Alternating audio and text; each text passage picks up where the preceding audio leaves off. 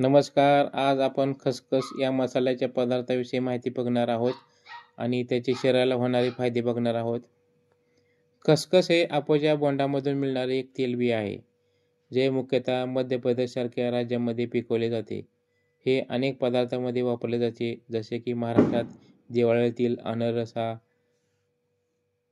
मकर संक्रांतीचा हलवा आणि बाळंतिणीसाठी पौष्टिक खीर बनवण्यासाठी खसखस पौष्टिक पदार्थ बनवताना जसे की खीर किंवा हलवा यामध्ये वापरली जाते. आता खसखसविषयी माहिती. वनस्पतीमध्ये खसखस हे पॅपावर सोमनिफेरम या वनस्पतीच्या बियापासून मिळते. याचे उत्पादन भारतात आपूची शेती असलेल्या मध्य प्रदेश सारख्या राज्यामध्ये याचे उत्पादन होते. आता याचा उपयोग काय तर खाद्यपदार्थ हे संपूर्ण किंवा वाटून अनेक पदार्थांमध्ये वापरले जाते, जसे की ब्रेड किंवा पेस्ट्रीमध्ये.